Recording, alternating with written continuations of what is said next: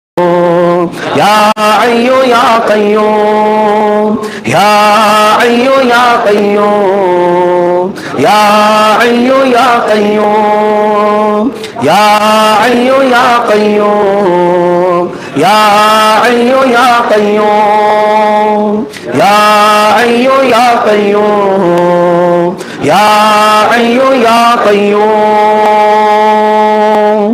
دعا کا وقت ہے. اپنے اپنے ہاتھوں کو مولا کی بارگاہ میں پھیلائیں اور رب ذوالجلال کی بارگاہ میں عجز و انکساری کے ساتھ بھیک مانگنے کا وقت ہے.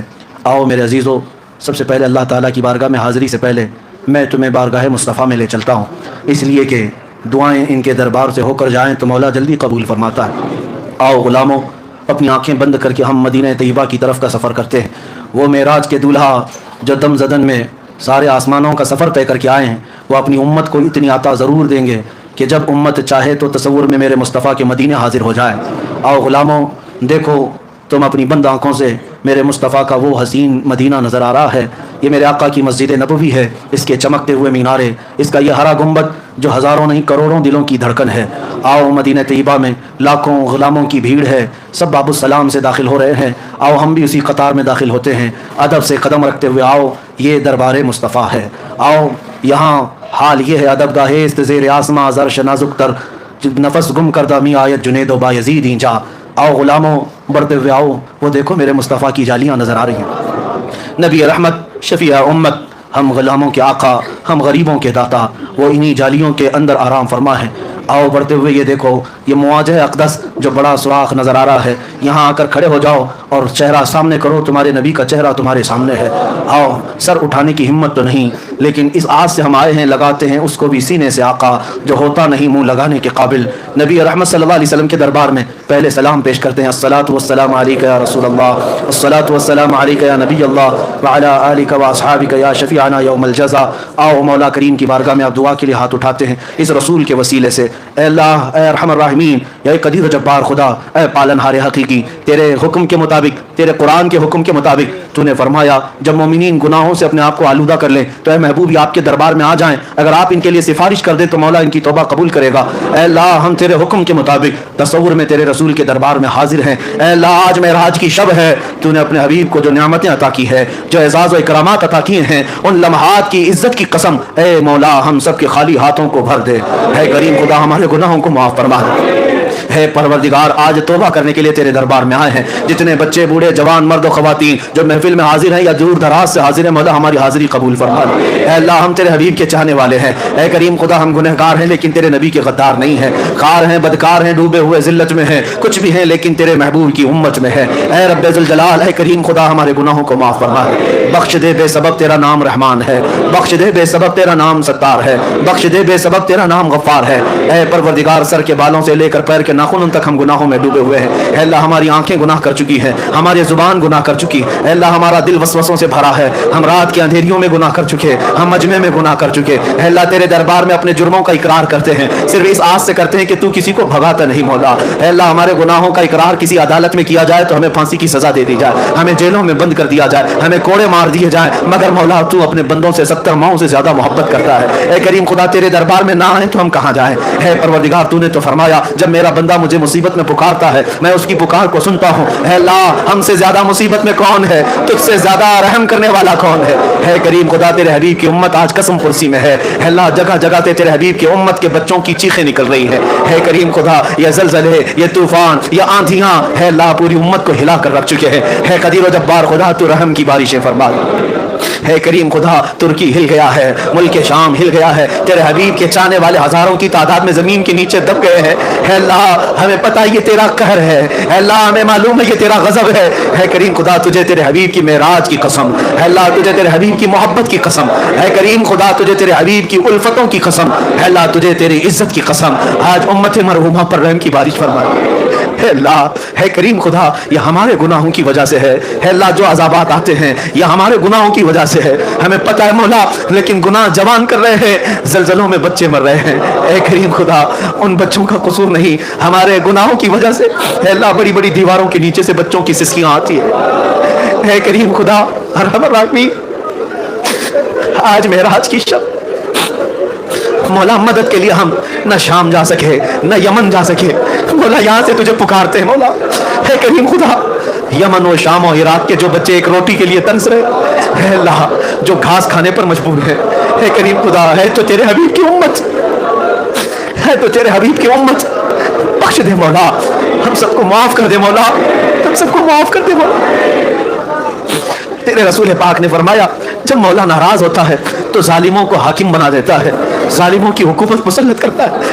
اے قدیر و جبار خدا, آج جو ظالم ہمارے گردنوں پر مسلط ہے یہ تیری ناراضگی کی علامت ہے. اے اللہ ہم توبہ کرتے ہیں, تو اپنے غضب کو ٹھنڈا فرما دے. اے اللہ تو اپنے غضب کو ٹھنڈا کر, تو اپنے غضب کو ٹھنڈا کر. اے کریم خدا, کب وہ عزت کا چاند طلوع ہوگا؟ اے اللہ اس امت پر کب وہ عزت کا سورج طلوع ہوگا؟ اے اللہ ہر طرف اندھیرا ہی اندھیرا ہے, کوئی ہمیں پوچھنے والا نہیں ہے. اے کریم خدا, ہمارے بچے مارے جا رہے ہیں. اے ارحم الراحمین, جو تیرے نبی کی عزت کے لیے میدان میں آئے ان کو جیلوں میں 9 مہینے سڑایا جائے. اے کریم خدا, ان بچوں کے لیے بھیک مانگتا ہوں. اے کریم خدا, تو نے آزادی کا پروانہ عطا فرما. اے کریم خدا, یہ ہماری آزمائش ہے مولا. اے کریم خدا, ہم تیرے امتحان میں اترنے کے قابل نہیں ہیں. اے اللہ تیری آزمائش کے قابل نہیں ہے. جن ماں اور بہنوں کو آزمایا جا رہا ہے, جن کے شوہر گرفتار ہیں, کسی کا بیٹا قیدی ہے, کسی کا باپ قیدی ہے, مولا مہینوں گزر گئے ان کے گھروں میں عید نہیں. اے رب کریم, اے کریم خدا, ان کے گھروں میں عید نہیں ہے. اے اللہ اسیروں کو آزاد کر, اسیروں کو آزاد کر. اے اللہ ہمارے حبلی کے بچوں کو آزاد کر. اے کریم خدا, تو بہتر جانتا ہے, ان کا کوئی قصور نہیں, ظالموں کے چنگل میں وہ پھنسے ہیں مولا. لیکن اے کریم خدا, یہ یقین ہے دنیا کی عدالتیں جو چاہے کر لے, مگر تو احکم الحاکمین ہے مولا. سب سے بڑی عدالت تیری ہے مولا, سب سے بڑی عدالت تیری ہے مولا, سب سے بڑی عدالت تیری ہے مولا. تو اپنے احکم الحاکمین کے جلوے دکھا دے مولا, اپنی حاکمیت کے جلوے دکھا دے مولا. اے کریم خدا, ہمارے گھروں کے بچوں کی آہوں سے ان کا وسیلہ لے کر تیرے دربار میں بھیک مانگتا ہوں مولا. جن کا باپ گیا انہیں باپ لوٹا دے, جس کا شوہر گیا اسے شوہر لوٹا دے, جس کا بچہ گیا اس کی ماں کو بیٹا لوٹا دے. اے کریم خدا ارحم الراحمین مولا, ہمارے جو عزیز بچے راستہ بھٹک چکے ہیں, اے کریم خدا آج گانے باجے تماشے اور نشو مولا یہ سب بچے تیرے حبیب کو اذیت دے رہے ہیں. اے کریم خدا انہیں سیدھا راستہ دکھا دے. اے اللہ ان کو نشے کی لت سے آزاد کر دے. اے اللہ ان کو شراب طہور پلا دے, ان کو تیرے حبیب کی محبت کا جام پلا دے. اے اللہ ہم سب کی آنکھوں میں عشق رسول کا سرما عطا کر, ہمارے دلوں میں تیرے حبیب کی محبت کا نور عطا فرما. اے کریم خدا ہمیں حلال کھلا اور حرام سے بچا. اے کریم خدا ہماری مسجدوں کے تقدس کو بچا لے, ہمارے ایمان عزت کو بچا لے. اے اللہ جو تیرے نبی کی شان میں بھونکتے ہیں ان کتوں کو ہلاک فرما. اے اللہ گستاخان رسول کو تباہ و برباد فرما, رہتی دنیا تک ان کو عبرت کا نشان بنا دے. اے کریم خدا ارحم الراحمین, ہمارے گناہوں سے ناراض ہو کر مولا ہمیں عذاب میں گرفتار نہ فرما. اے اللہ ہم مرنے سے پہلے ہمارے زبانوں پر کلمہ جاری فرما. اے اللہ کچھ رہے نہ رہے, اے اللہ پر دعائے امیر, نزا کے وقت سلامت میرا ایمان رہے, نزا کے وقت سلامت میرا ایمان رہے, نزا کے وقت سلامت میرا ایمان رہے. مولا ہماری ماؤں بہنوں بچیوں بیٹیوں بہوؤں بیویوں سب کو تیرے حوالے کر دیا, ان کی عزتوں کی حفاظت فرما. اے مولا ہمارے گھروں کی عزت و عفت کی طرف جو ڈاکہ ڈالے, اے کریم خدا تو انتقام حقیقی والا ہے. اے رب ذوالجلال ان کی آنکھوں کو برباد فرما دے. اے کریم خدا ہماری عزتوں کو بچا لے, ہماری عزتوں کو بچا لے. اے اللہ ہماری عزتوں کو بچا لے. اے کریم خدا تیرے حبیب اور محبوب خواجہ ہند کی اس نگری کو مولا عزت و امان عطا فرما, ہندوستان کو امن و امان عطا فرما, اس محلے کو مولا ہر طرح کی بیماریوں سے بچا لے, زمینی آسمانی بیماریوں سے بچا لے. بہت سارے بیماروں کی شفا کی درخواستیں آئی ہیں مولا, ان کو شفا کاملہ عطا کر. جو کینسر میں مبتلا ہے مولا ان کو زندگی کے آثار عطا کر دے. اے اللہ کینسر اور ایڈز جیسی مہلک بیماریوں سے ہم سب کی حفاظت فرما. اے اللہ جو جا چکے دنیا چھوڑ کر ہمارے عزیزوں میں سے ہمارے باپ ہمارے رشتہ دار مولا ان کی قبروں میں مغفرت فرما دے. آج کی شب معراج تیرے دربار میں بھیک مانگتا ہوں, ان کو عذابات میں تخفیف فرما دے. اے اللہ ان کی قبروں پر آج انوار کی بارشیں کر دے. اے اللہ آج کی رات ان کو جلوہ رسول عطا فرما. اے اللہ ان کو جنت الفردوس عطا فرما. اے کریم خدا جو انتقال کر چکے ان کو کشادہ قبر عطا فرما. اے کریم خدا ارحم الراحمین میں کیوں کہوں یہ عطا ہو وہ عطا ہو, وہ دے کہ ہم سب کے گھر بھر کا بھلا ہو. مولا قیامت کے دن عذاب سے بچا لے, جہنم کی جھونکتی لہکتی ہوئی لپکتی ہوئی آگ کے شعلوں سے بچا لے. اے اللہ میں اس لائق نہیں کہ تیرے جنت کی بھیک مانگوں, مگر مولا میرا جسم اس لائق بھی نہیں کہ تیرے عذاب کو سہ سکوں. اے اللہ تو اپنے فضل سے جنت عطا فرما, اپنے فضل سے تیرے حبیب کا پڑوسی بنا دے. اے کریم خدا آخر میں اتنی التجا ہے, ان آنکھوں نے بہت رنگ دیکھے مولا, ان آنکھوں نے بہت رنگ دیکھے. اے اللہ آنکھیں تھک چکی ہیں, ان آنکھوں کے ہمیشہ بند ہونے سے پہلے ایک بار تیرے حبیب کے چہرے کی زیارت عطا فرما. مولا پھر میں بھی چہک چہک کر کے یہ کہوں مکھ چند بدر شاشانی ہے متھے چمکے لٹ نورانی ہے کالی زلف تیاکھ مستانی ہے مخمور اکھے ہن مد بھریاں اس صورت نو میں جان اکھاں کی جان جہاں اکھاں سچ اکھاں رب دی شان اکھاں اس شان تو شانہ سب نبیاں اے اللہ مجھے تیرے حبیب کا جلوے عطا فرما دے تیرے حبیب کے قدموں میں زندگی عطا فرما ان کی عزت پر مر مٹنے والی جان عطا فرما یہاں بیٹھے ہوئے ہر بچے کو میرے مصطفیٰ کا سپاہی بنا اے اللہ دنیا جلتی ہے جل کر مرنے اور مولا ان کے جلنے سے ہم سب کے ایمان میں کوئی شک و شبہ نہ آنے پائے اے کریم خدا ہم سب کو یہ فسادیوں کے فساد سے بچا لے ہماری دعاؤں کو رسول پاک کے نالین کے صدقے قبول فرما دنیا میں ہر آفت سے بچانا مولا عقبہ میں نہ کچھ رنج دکھانا مولا بیٹھے جو درے پاک کے پیغمبر کے حضور ایمان پہ اس وقت اٹھانا مولا ان اللہ و ملائکتہ یصلون علی النبی یا ایھا الذین آمنوا صلوا علیہ وسلموا تسلیما اللهم صل على سيدنا محمد معدن الجود والكرم وآله وأصحابه الكرام وابنه الكريم وبارك وسلم سبحان ربك رب العزة عما يصفون وسلام على المرسلين والحمد لله رب العالمين بارگاہ مصطفیٰ میں سلام کے لیے ادب سے کھڑے ہو جائیں مولایا صلی وسلم دائما ابدا على حبيبك خير الخلق كلهم من تذكر جيران بذي سلام ما زجت دم عن جرام مقلة بدم محمد سيد الكونين والثقلين والفريقين من عرب ومن عجم مولاي صل وسلم أبدا على حبيبك خير هو الحبيب الذي ترجى شفاعته لكل هول من الأهوال مقتحم يا أكرم الخلق ما لمن ألوذ به سواك عند علول الحديث الأمام مولاي صل وسلم دائما أبدا على حبيبك ثم الرضا عن أبي بكر وعن عمر وعن علي وعن عثمان ذي الكرم يا ربي بالمصطفى بلغ مقاصدنا يا ربي بالمصطفى بلغ مقاصدنا يا ربي بالمصطفى بلغ مقاصدنا واغفر لنا ما مضى يا واسع الكرم مولاي صل وسلم أبدا على حبيبك خير الخلق كلهم الصلاة والسلام عليك يا رسول الله الصلاة والسلام عليك يا نبي الله وعلى آلك وأصحابك يا شفيعنا يوم الجزاء يا رسول الله انظر حالنا يا حبيب الله اسمع قالنا إننا في بحر غم مغرقون خذ أيدينا خذ أيدينا خذ أيدينا سهل لنا إشكالنا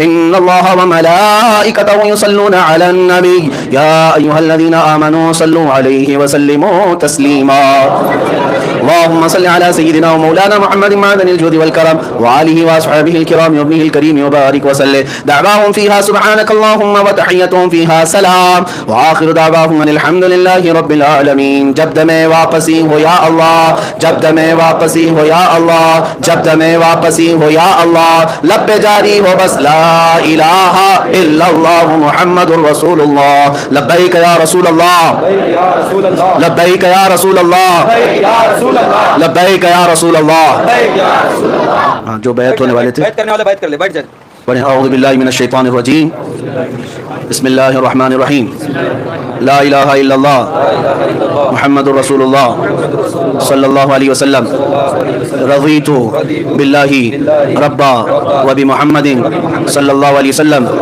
رسول النبی وبالاسلام دینا وبالقرآن کتابا وبالکعبۃ قبلہ وبالمؤمنین اخوہ الہی میں نے توبہ کی اپنے پچھلے تمام گناہوں سے عہد کرتا ہوں شریعت مصطفیٰ صلی اللہ علیہ وسلم پر قائم رہوں گا، ہر فرض ہر واجب کو ان کے وقتوں پر ادا کرتا رہوں گا، ہر برائی سے بچتا رہوں گا۔ الہی میں وعدہ کرتا ہوں اہل سنت و جماعت کے سچے مذہب پر قائم رہوں گا۔ میں داخل ہوا سلسلہ عالیہ قادریہ میں، الہی مجھے غوث پاک کے مریدوں میں قبول فرما، قیامت کے دن ان کی جماعت میں حشر فرما۔ میں نے اپنا ہاتھ اپنے شیخ کے ذریعے سلطان الاولیاء غوث الاعظم دستگیر رضی اللہ عنہ کے ہاتھ میں دیا۔ میں نے اپنی جان، اپنا مال، اپنا سب کچھ اللہ اور اس کے رسول کے لیے بیچ دیا۔ میں نے اپنی گردن ناموس رسالت کی حفاظت کے لیے وقف کیا۔ ان اللہ اشترى من المؤمنین انفسهم واموالهم بان لهم الجنہ يقاتلون في سبيل الله فيقتلون ويقتلون وعدا عليه حقا في التوراة والانجيل والقرآن ومن اوفى بعهده من الله فاستبشروا ببيعكم الذي بايعتم به وذلك هو الفوز العظيم۔ الہ العالمین ان سب کو سلسلہ قادریہ میں قبول فرما، زندگی بھر مولا قادریت اہل سنت و جماعت پر قائم و دائم فرما۔ قیامت کے دن غوث پاک کی جماعت میں رسول اللہ کے جھنڈے تلے ہم سب کا حشر فرما۔ وصلی اللہ تعالی علی خیر خلق محمد وآلہ وصحبہ اجمعین برحمتک یا ارحم الراحمین۔ آپ حضرات راستہ دے دیجئے اور سب عبادت میں مشغول ہو جائے۔